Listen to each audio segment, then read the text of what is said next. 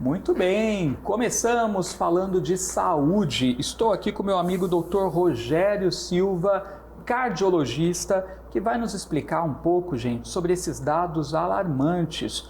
O número de pessoas aí sofrendo, né, de mal súbito, infarto, tem subido muito, gente. E pessoas jovens, né, com menos de 40 anos. O que será que está causando isso? E também quais são as prevenções que a gente pode fazer, quais são os sintomas de que a nossa saúde do coração não está legal, quais são os hábitos ruins que a gente tem, né, que podem levar a desenvolver esse quadro. Nós vamos entender tudo isso agora com ele, que já está aqui comigo. Tudo bem, doutor? Oi, Edu, tudo bem? Como está? Tudo bem. Que bom. Prazer estar aqui com vocês. Aqui Todo nosso. Na Astral, sempre bom levar informações para a nossa audiência, para toda a população. E informações que você traz brilhantemente bem para a gente, porque toda segunda-feira o doutor está aqui com o programa Emagrecer. Isso mesmo. Que é um programa onde ele fala sobre emagrecimento de forma saudável e sobre diversas questões de saúde também. Agora, doutor, eu não tinha essa informação. Aumentou muito, né?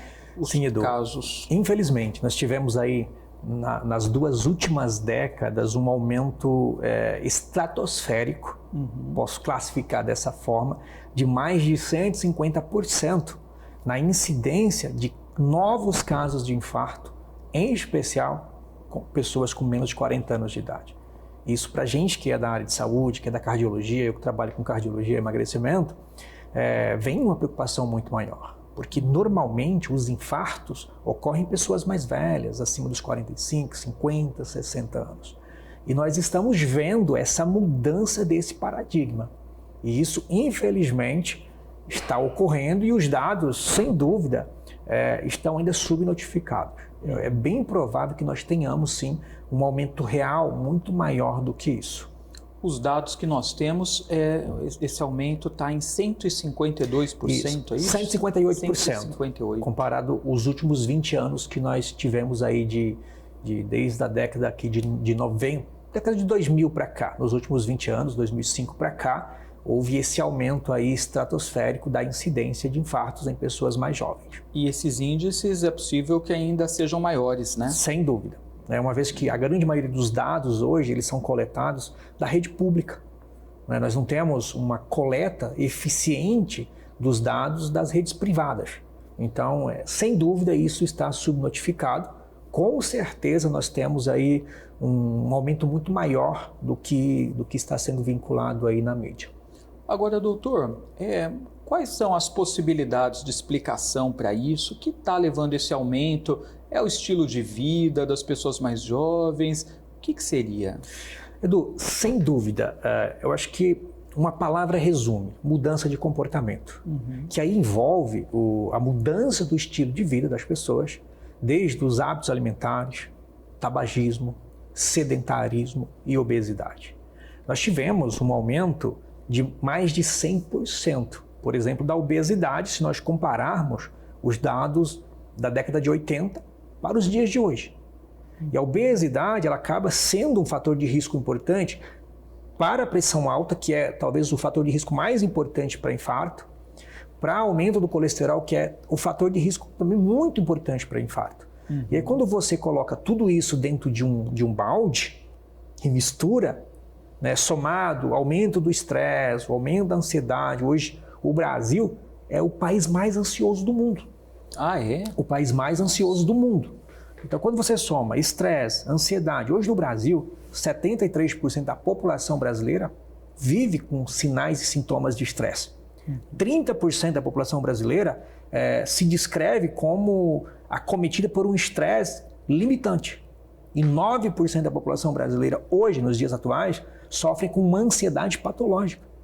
Então, quando você soma tudo isso, tivemos uma pandemia que com certeza contribui para tudo isso. Então, os dados são realmente muito preocupantes. Agora, é mais perigoso, é mais letal esse tipo de doença nessa idade, quando a pessoa é mais jovem? Sem dúvida, Edu. O infarto em pessoas mais jovens, ele tende a ser mais letal, tanto que nós tivemos um aumento do índice também da quantidade de morte dessas pessoas. Porque a pessoa, quando ela é mais jovem, ela tem menos circulação colateral no coração. Quando vamos envelhecendo e a doença vai aparecendo aos poucos, o coração, na verdade, o ser humano ele é extraordinário, né? Ele consegue se adaptar ao meio.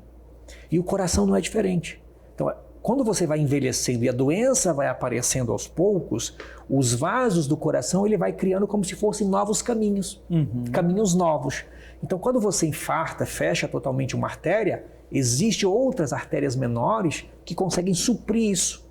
Já as pessoas mais jovens, infelizmente, não têm essa proteção. Então, a incidência de óbito, ou seja, de morte, por tanto AVC como infarto em jovens, ela é muito mais letal.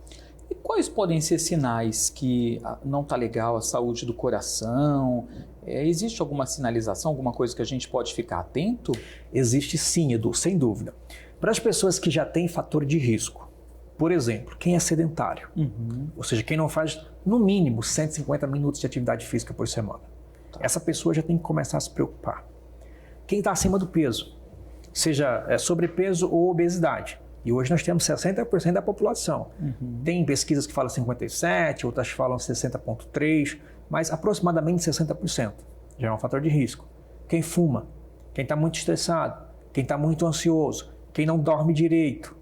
Quando você soma 2 ou mais desses fatores de risco, e essa pessoa que sente, por exemplo, uma dor no peito, e aí, Edu, hoje uma característica importante é que não é mais aquela dor, assim, sabe? Característica no meio do peito, que aperta e irradia para o braço, para a mandíbula. Hoje nós temos pessoas que infartam e tem dor nas costas, tem dor no pescoço, tem só dor no braço. E quanto mais fator de risco essa pessoa tem, se é um diabético, se é uma pessoa mais idosa, se é uma pessoa que tem problema no rim, essas pessoas têm os sinais e sintomas que nós chamamos de atípicos. Né? Ou seja, sempre que tiver uma dor no peito, é importante procurar atendimento médico. Entendi. Mas então as pessoas às vezes ficam muito na expectativa, né, de que seja uma dor no peito, algo do tipo, mas pode confundir. Pode acontecer de outra forma. Muita gente acha, estou com uma dor no peito, deve ser ansiedade, deve ser gastrite. Mas se a pessoa tem dor no peito e tem esses fatores de risco que eu falei, é uma preocupação maior. Sempre precisa procurar uma avaliação médica. Se tiver histórico na família, piorou. Com certeza. O fator genético na doença coronária, que é a doença que causa o infarto, é super importante. Agora, de quanto em quanto tempo é interessante a gente ir, ou a partir de qual idade, né, ao cardiologista, fazer exames, dar uma conferida? Edu, o adulto, eu sou cardiologista de adulto, né? Após ali os 16 anos, vai começar uma atividade física, precisa fazer uma avaliação, um check-up. E anualmente, pelo menos uma vez por ano, fazer uns exames gerais de sangue, fazer um eletro do coração para ver o ritmo do coração, fazer um teste ergométrico. Já para quem tem fator de risco, talvez até a cada 6 meses é importante a pessoa estar procurando uma avaliação, um médico, não precisa ser um cardiologista, pode ser um clínico lá do posto de saúde, para fazer um check-up, porque essa pessoa já está exposta a um risco maior de ter o evento. Tem um colesterol alto, tem uma pressão alta, está com sobrepeso, está muito estressado, está com obesidade, tem diabetes, fuma. Essa pessoa precisa estar em contato mais íntimo com uma rede de profissionais, sem dúvida. Muito bom. Gente, se você tiver alguma dúvida sobre o tema, fica à vontade para mandar aqui para a gente, tá? Pelo WhatsApp 11 9 6271 0106, que nós vamos repassar ao doutor, tá? Qualquer dúvida sobre o assunto, questões de emagrecimento também, né? Que ele trata, traz aí todo um auxílio para você, faz um acompanhamento, pode mandar aqui para a gente, que a sua pergunta será repassada a ele, tá? Com todo carinho. Agora, doutor, além dessas questões do infarto, existem outros males também, né, que estão com esse crescimento absurdo, né? Que são considerados até esse mal súbito também, né? Algum tipo de mal súbito, não é? Sem dúvida, Edu. Nós tivemos e já existe registros de aumento da incidência também de AVCs, os populares derrames, em pessoas mais jovens. E é uma realidade que eu trabalho também em terapia intensiva de cardiologia, que aí a gente atende o paciente que é vítima de AVC, o paciente que é vítima de ataque cardíaco, que é o infarto. Nós temos um aumento da incidência também dos derrames e também temos um aumento da incidência, eu estou vendo isso na prática, dia a dia no consultório, de insuficiência cardíaca, de pessoas com coração mais fraco, com coração e muitas vezes até mesmo sem sintomas. Eu percebo um aumento drástico também desses casos. Isso só com exame para poder... Isso, na maioria das vezes, detectar. os sintomas já é o suficiente para a gente suspeitar do diagnóstico. Nos casos dos derrames, os déficits neurológicos são bem súbitos. As pessoas sempre vão ter, às vezes, uma dificuldade na fala, um lado do corpo vai ficar paralisado, pode perder a visão, a boca pode ficar torta. Isso está ocorrendo cada vez mais em jovens, em virtude também da mudança do lifestyle, do estilo de vida que as pessoas vêm implementando. E tem uma coisa muito interessante, Edu, que eu estava pesquisando. Se a gente for comparar esse aumento, essa catástrofe que está ocorrendo com a humanidade, não é só a nível de Brasil, mas nós temos também um aumento importante da qualidade e da assistência médica. Se a gente for comparar na década de 80, nós tínhamos 120 mil médicos no Brasil. Hoje nós temos 600 mil médicos, aproximadamente. Muito. Mas também melhorou a assistência, ou seja, a pessoa está tendo mais acesso à saúde. E não só o médico, ao psicólogo, ao terapeuta, ao nutricionista, ao personal trainer. Isso no Brasil? Isso no Brasil. Então tivemos uma melhora. A saúde do Brasil hoje, a assistência médica no Brasil hoje é uma das melhores do mundo. Por isso que muita gente, né, vem até aqui, né, sem dúvida, retorna do país que está morando e tudo mais, porque as nossas condições de tratamento, né, o nosso sistema de saúde é muito bom. Tá muito legal, né? Ótimo. Eu tenho pacientes da Europa, eu tenho pacientes da América do Norte, tenho pacientes da Ásia que vêm anualmente para o Brasil para fazer check-up, em virtude da qualidade que nós temos e do tipo de assistência. Mas o que chama atenção é que mesmo com o crescimento de tecnologia, de acesso e de profissionais, as doenças vêm crescendo muito. Então, na minha opinião, Edu, eu acho que está faltando algo aí. Eu acho que nós estamos deixando de fazer algo que está impedindo o crescimento das doenças, apesar de termos a melhor medicina do mundo. E você atribui o que, doutor? O que você acredita que pode ser essa falta, esse deslize, né, que de repente está sendo cometido, que está gerando esse aumento? Porque é como você disse, a nossa saúde melhorou bastante, o nosso sistema de saúde, as descobertas da medicina também, né, a ciência avançando muito, mas ainda assim, né, as doenças, os problemas de saúde também têm aumentado bastante. Será que é fator emocional, estilo de vida? Não, Edu, você tocou em um ponto sensível e importante. Tudo é mudança de comportamento. A pessoa que fuma, que é sedentária, que não se alimenta direito, que não dorme direito. Então, tudo isso está atrelado à mudança de comportamento. Ou seja, nós tivemos um processo de industrialização, um processo de urbanização, mas mesmo com isso, não justifica esse crescimento, porque a medicina se preocupou com isso. Todo mundo hoje sabe que precisa fazer atividade física. Verdade. Todo mundo sabe disso, que a atividade física faz muito bem para a saúde, mas não faz. Por que não faz? Pois é. Às vezes a pessoa fica numa correria muito grande, só na tecnologia também, né? Ali no celular, no computador, né? Eu vejo isso muito pelos jovens, né? A criançada já nasce, já está com o celular na mão, né, doutor? Depois de um tempo, com o notebook, com o tablet. 2 anos de idade já sabe circular nas redes sociais. Exato. E, Edu, nós temos um estudo de Harvard, que foi publicado recentemente, mostrando que a mudança ou a implementação de 4 hábitos, como por exemplo, abandono do tabagismo ou não fumar, manter o peso saudável, uma alimentação balanceada e fazer atividade física, você consegue reduzir em até 80%, 78% a ocorrência dessas doenças, como o infarto, como AVC, como a obesidade. como doenças psicossomáticas, como depressão, ansiedade, estresse. Mas eu vou um pouco mais fundo nisso. O fator emocional talvez seja algo tão importante que nós médicos, e até mesmo os psicólogos, os psiquiatras, os nutricionistas estão esquecendo, estão deixando de lado. Só que a indústria, em especial alimentícia, não deixou. Tá. Ou seja, o ser humano hoje ele é bombardeado 24 horas por dia com propagandas. Sim, é verdade. Coma isso, coma aquilo, faça aquilo. E aquilo que eu falei, a pessoa hoje ela tem tempo de qualidade com o médico lá de 15, 20 minutos a cada 6 meses. E o restante do tempo ela está sendo bombardeada por informações que alteram o seu comportamento. Que não são saudáveis. Então, muitas vezes, por que a pessoa não consegue, ela mesmo sabendo que deve fazer atividade física, ela não faz? Não é que ela não queira, ela até quer. Ela começa, mas ela parece que tem algo que bloqueia. Tem algo que faz com que ela não vá fazer, parece que tem alguma coisa bloqueando ela. Sim. Então, aqui é um fator importante, que eu acho que nós deixamos de olhar para esse lado. Nós focamos muito na doença. É verdade. Né? E esquecemos, e aqui eu quero até fazer um parêntese, porque assim, aqui não se trata daquela medicina preventiva que nós fazemos. Porque a grande maioria da população hoje tem acesso à informação.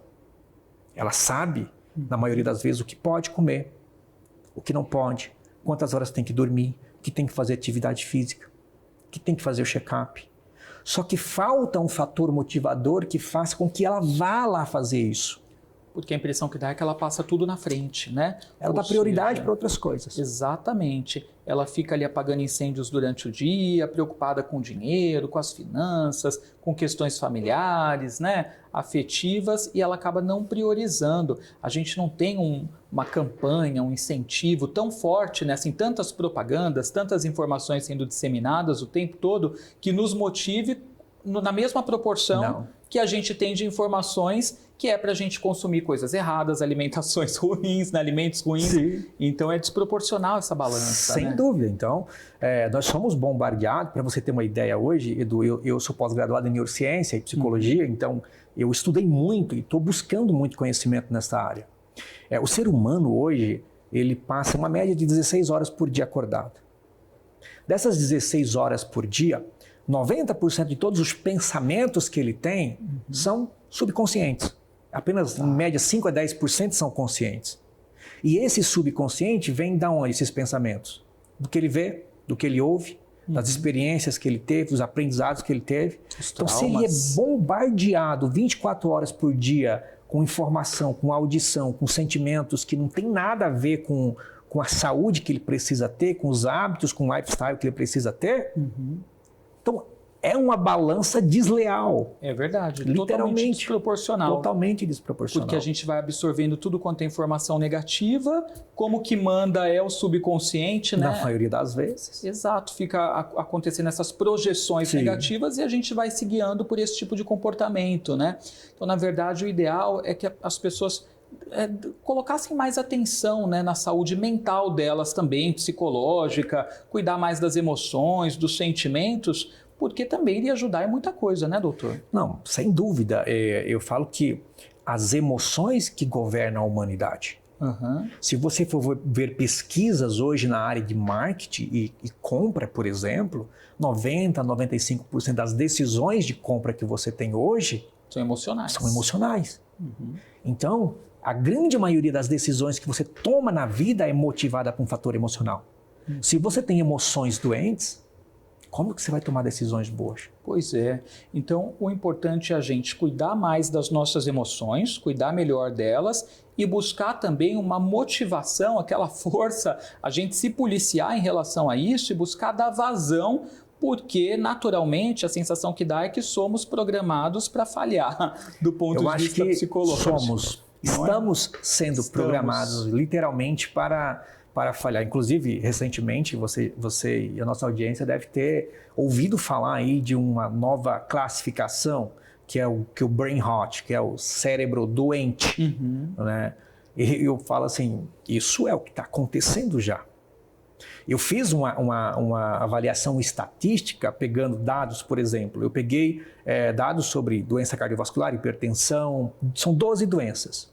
Hoje, 83% da população brasileira é acometida por um ou mais desses problemas. Agora tem dados agora do último congresso da Sociedade Mundial de Obesidade, trazendo as estatísticas para 2044. Ou seja, 75% da população, Edu, vai estar com sobrepeso e obesidade. Tá. E eu extrapolei isso para 2065. Vamos ultrapassar os 100%. Nossa. Se continuarmos crescendo. Nesse ritmo. Nesse ritmo. Isso é a mesma coisa que falar que daqui 40 anos nós não teremos uma pessoa saudável neste país. Brain rot. Entendi. Não será só o cérebro doente.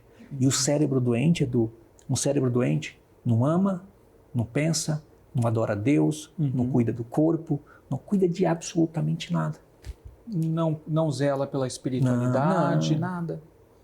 Então, gente, tá vendo? São dados aí alarmantes. E olha que a gente começou falando, né, sobre essa questão aí desse índice aumentando, né, de pessoas sofrendo de infarto com menos de 40 anos, mas a gente vai evoluindo para a gente vendo o que está causando, né, tanto problema de saúde, e a gente chega a essa conclusão, que as pessoas elas não têm o mesmo cuidado, não dão a mesma atenção que dão às outras coisas para a saúde, não cuidam das emoções, né, são governadas ali pelo subconsciente na maior parte das vezes, por aquilo que acabam absorvendo. Então, na verdade, a gente precisa rever, né, a nossa conduta, buscar dormir melhor, né, que foi algo que o doutor falou hoje, tomar cuidado com a alimentação, sair do sedentarismo, se esforçar para fazer um esporte e conseguir se manter. Se você não gosta de correr, busque alguma coisa que goste, né, porque às vezes a pessoa fala, eu não gosto de esteira, eu não gosto de bike, mas busque, nem que seja caminhada, né, sim, doutor? Sem dúvida. Qualquer tipo de atividade física, qualquer um. 150 minutos de atividade física por semana, ou seja, são 30 minutos por dia, 5 vezes por semana. Farão a diferença. Total diferença. Esses 4 hábitos que eu falei, ó, alimentação balanceada, atividade física, manter o peso ideal e não fumar, isso vai reduzir, gente, em 80% a ocorrência dessas doenças. E se puder combinar com prevenção, melhor ainda, né? Fazer os exames, o check-up, porque muitos desses diagnósticos hoje, na rede privada, nós fazemos antes da ocorrência do infarto. A pessoa já tem uma placa lá que está obstruindo parcialmente a artéria. E a gente consegue intervir com a qualidade da medicina que nós temos hoje antes da ocorrência desse infarto. Olha só. Então, infelizmente, hoje, as políticas governamentais, elas focam muito na doença. Mas esquecem do fator preventivo. Esquecem da base, da educação que nós precisamos ter. É verdade, se focassem na saúde, né, da forma como focam na doença, na prevenção, né, nos bons hábitos. Gente, o doutor, ele também faz todo um acompanhamento aí em relação ao emagrecimento, ele tem um programa de emagrecimento bem legal. Isso é possível ainda as pessoas entrarem em contato contigo, sim, né, doutor? Meu Instagram, Dr. Rogério Silva 1, link está na bio, Projeto Emagrecer 1. Muito legal, gente. Siga lá, @Dr. Rogério Silva 1. Projeto Emagrecer, se ser é com S, tá? Proposital, né? Emagrecer, tá? 1.com. É só você acessar lá que ele trabalha isso de uma forma bem completa, né? Envolvendo a saúde, a mente, o emocional, os hábitos, né? Como a gente tem que buscar tratar, né? Um conjunto de coisas, né, doutor? O ser humano, ele nunca é só o peso, ele nunca é só a doença, né? O ser humano, ele é muito maior do que isso. Né? O projeto ele foi desenhado justamente para mente, corpo e espírito. Né? A gente não tem como estar dissociado dessas partes, isso é impossível. É isso aí. E de segunda-feira temos o programa Emagrecer aqui na TV. Na Astral TV, gente, é só acompanhar aí. Doutor, obrigado mais uma vez pela foi um vinda. prazer. Foi ótimo.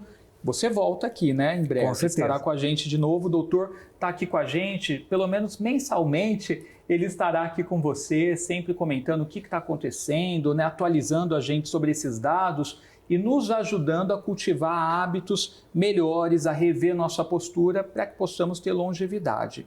Isso mesmo. Obrigado, doutor. Gente, intervalo rapidinho, já já tem a Sol Viana, que já está por aqui, não sai daí.